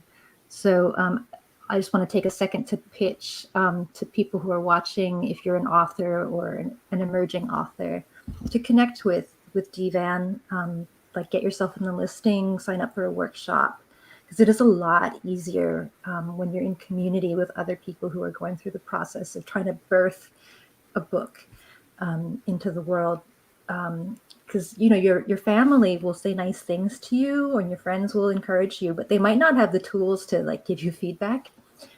So getting yourself a community of writers and fellow artists really helps. Yeah, I agree with Thi. I think that's why I went and got an MFA, just because I didn't have a lot of people around me who wrote. So that community and MFA program who are at first like strangers who can give you like really honest feedback, I think that's really important as a beginning writer, because you're trying to find your voice, and criticism does help. In terms of writing, for me, I have a 9-to-5 day job. Plus, I edit diacritics. So my free time is usually on the weekends, and I try to carve out time there to write. And I feel like being an MFA program where I had to teach classes while taking classes really helped me like really like carve out times of my week to get writing done. I forgot the other questions, but I can pass it on. On your readership, Eric. I don't know if I found my readership. I mean, my book just came out last week, so we can see where that goes. But I've been lucky enough to hear like from readers who have read my book, I feel, pretty quickly, which is cool. And like I feel like I'm touching a lot of like the people who reach out to me are usually Southeast Asian Americans or queer people. And I feel like that's also my community, which is pretty cool to hear from. I feel like I'm really privileged because I'm a full-time writer. I think this is all I do. But of course, well, I travel a lot, well, before the pandemic. And so I write a lot in airports and hotel rooms and at home at my kitchen counter whenever I can, like between, I don't know why I'm cooking noodles or something like that. So, but it's true that I'm a lot on, well, I have many things to do with TV. So my days usually are for all these meetings or in a studio. So I mostly write between 11 at night and 4 in the morning. And that's the only time that I have in the day for writing or for reading, researching. Other than that, readership, in my case, because we we don't have many Vietnamese here, or the Vietnamese here in Quebec anyway, they feel like they know the story that I tell already, so they're not so interested. So I think most of my readership are from are Quebecers, and also schools. Many. The books are really used as how do you say that, to be taught in school. So I think they find me more than we can find the readership. You never know, how the book can speak to one person or the other. So I'm very surprised because I was not trained to be a writer. It came to me really accidentally. And then people gave me the title writer, and then now I try to be a writer, but it was accidental. It was really physically accidental because I bump into cars when, I fell asleep at red lights, and that's how I started taking notes. And a friend of mine took it to a publisher. So, and I still feel like I'm not really a writer. And listening to you, it's confirmed that I'm still not a writer. That's so wild, Kim, that you would say that, because you are, I mean, all of you are so, I mean, integral to the canon of, diasporic Vietnamese literature. And that's also partially why we have you here in conversation tonight, is that you're contributing, like, as we're here, y'all's work is the ones that contribute, like, you are what we study in the academy, right? And Viet, you're back. And on the academy, on this question of, having, let me find this question. Having multiple jobs and doing things outside of being a writer, as well as, on when you find time to write yourself, as well as, finding your readership audience. How do you do it? How do you balance all these things? Well, I think, Kim has the dream job, just being 100% writer. I hope I get to that stage sometime in my life, but it's really rare to be able to do that, simply because we have to pay the bills. And writing, for most people, doesn't pay the bills, at least when we're talking about poetry or fiction, these kinds of things. And so for me, I always had 2 jobs. And I think that's actually pretty common for writers. We have the job that pays the bills, and we have the other job of being a writer. And I think what's important for me here to acknowledge is that the only thing that makes someone into a writer, it's not the degree or anything like that. It's the fact that you read a lot and you write a lot. Those are the only things you need to be a writer. Now, you can go get a degree, you can take classes, you can read books about writing, all that. That's not going to hurt you. But unless you're able to spend time writing and reading, you're not going to get it done. So whatever you do to make a living, you got to make sure you carve out time to read a lot and to write a lot. So, for example, the first book of fiction that I wrote was called The Refugees. It was actually the second book of fiction that I published, but it was the first book that I wrote. It took me 17 years to write that book. And it took me thousands of hours to write that book. And I wrote that whenever I had the time available, in the evenings, on the weekends, when I wasn't grading, during the summers, on vacations, this kind of thing. And if I had known when I set off to write that book in my 20s that it would take me 17 years, I would have said, no way, I don't want to be a writer. This sounds like the worst bargain in the world. But because I was ignorant and stubborn, I just kept on going with it. And I think that's an experience that all writers encounter at some point or another. Some writers, they start off hot and young, they get their big book out there, everybody's talking about them. And some writers start off slow, like me. Like, I didn't publish my first book of fiction until I was in my 40s. And I think the key here is that the young writer who started off hot and all that kind of stuff, I will bet you that, in almost every circumstance, that writer will reach a moment in their life when they're going to hit a major trough. Some huge challenge will come up personally or aesthetically and so on. And so if they didn't suffer earlier, they'll suffer later. Writers suffer. That's a part of being a writer. If you're not ready to suffer, if you don't want to suffer, if you can't take suffering, get another job. I said there's so many other things you could do with your life that would be more fun. But if you're willing to put in the thousands of hours required to be a writer, you can do it on your own time. And it doesn't matter how long it takes you. Like, if you write 3 or 4 hours a day, you'll get there faster. If you write 3 or 4 hours a week, you'll get there eventually. You just got to do your thousands of hours. And now, fortunately, for those of us who are Vietnamese, on the question of audience, we have an audience. We've built this audience. I mean, I would feel sorry for you if you were trying to write a book in the 1970s and 1980s, as people were actually trying to do. Imagine being a Vietnamese American trying to write in English in the 1970s or 1980s. If you were Vietnamese French or writing in French, it would be different, because the Vietnamese were writing in French since like the early 20th century. But in English, you would have been so lonely, right? Now you're not lonely, because we have built a community of readership. And that's part of the mission of DVAN, is like, we looked around and we thought, we need to work for future generations to make sure that, when you're asking this question now as a younger person, you're not going to be alone, and you're not alone. And, we have people like Eric, born here in the United States, writing his first novel. And, what he's writing about would have been sort of unimaginable 20 years ago, or, in 2005 when Hurricane Katrina was actually happening.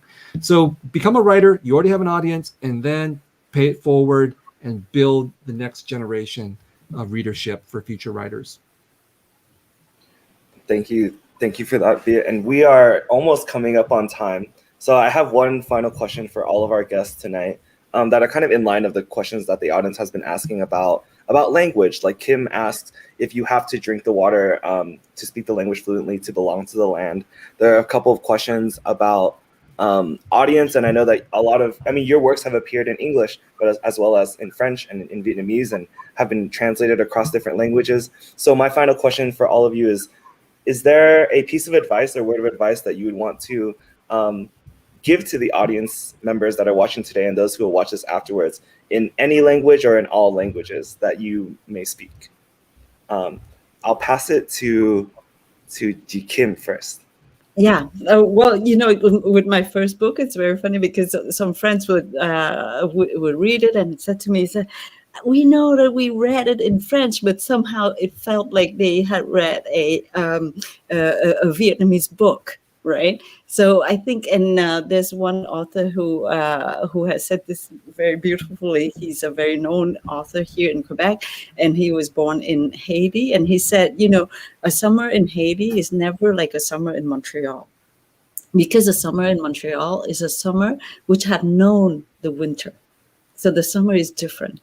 And so I think this is why language is so beautiful, because even if we write in one language, it does carry the heritage that we have from the other languages. And so my French is tinted with, that Vietnamese sound, that the musicality of it, I think. And when it's translated into English, it's quite difficult as well, because, the words and all of that. But when you have a great translator, you it's not translation, it's almost like transposer, it's transposing. I don't know if it's a word in English, but to go from one culture and then put it in a different culture. It's not about language. It's really about culture. And so I remember the last version in English that I read, I didn't remember if I had read it in French or in English. And at the same time, very often I forget if I was, thinking in Vietnamese or in French. And that's the beauty of us all, I guess, to own at least two cultures, right, or three. So I'm gonna follow Kim's talk about beauty in language with something kind of profane. My experience with translation was translating my dad's interviews for the book. He likes to cuss a lot in Vietnamese, and he's got very colorful language.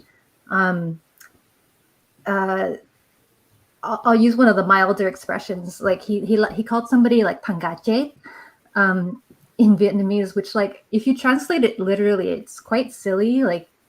The dead chicken, the guy who was a dead chicken, it doesn't make any sense. So you can't translate it directly. So I had a good time coming up with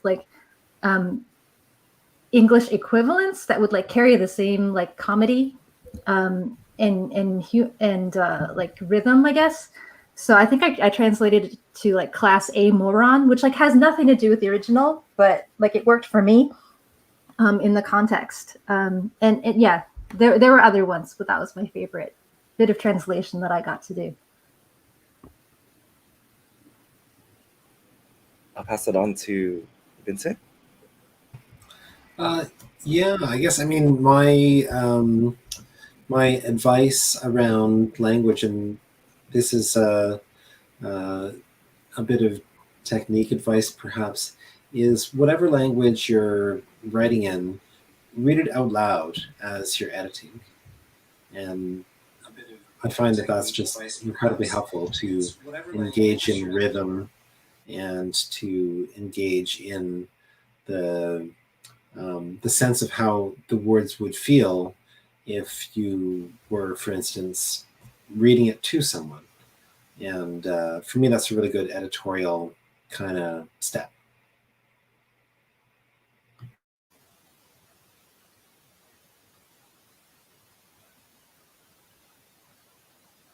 Eric, I'll pass to you.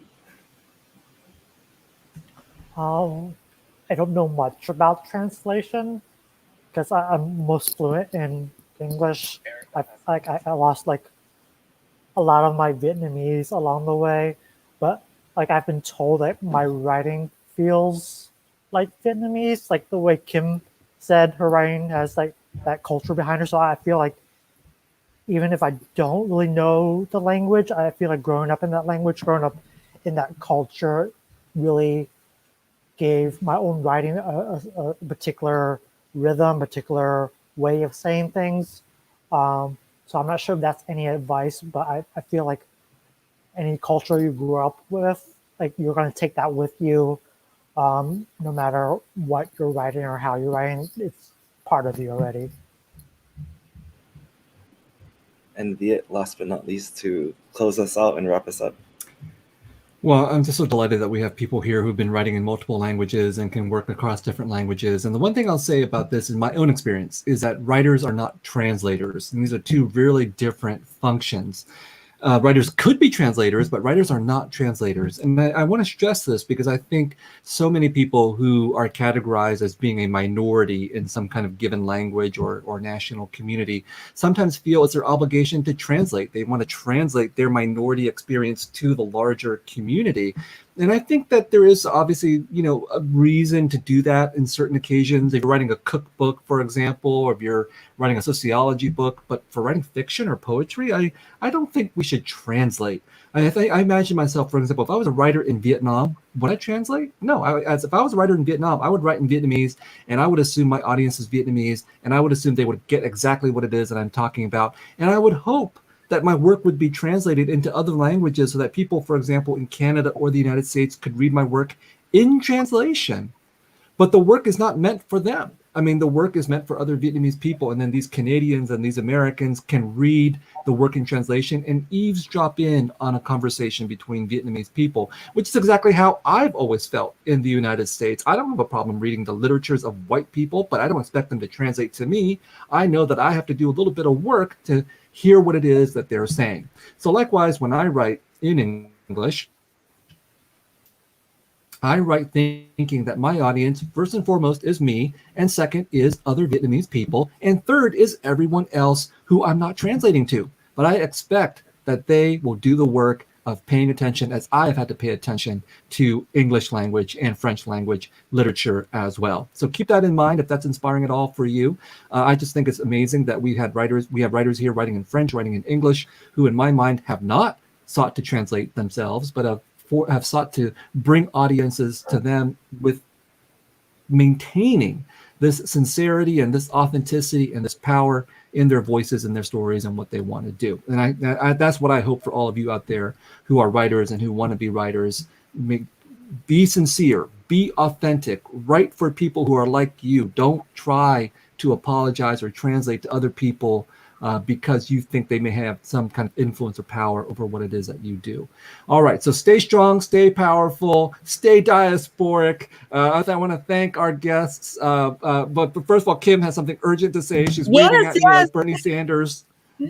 I just want to bounce back on what you said, that we all have to suffer. No, it's not true. It's possible to just have fun as well when you write, so and when you suffer too much, maybe you can stop it a little and then start later on.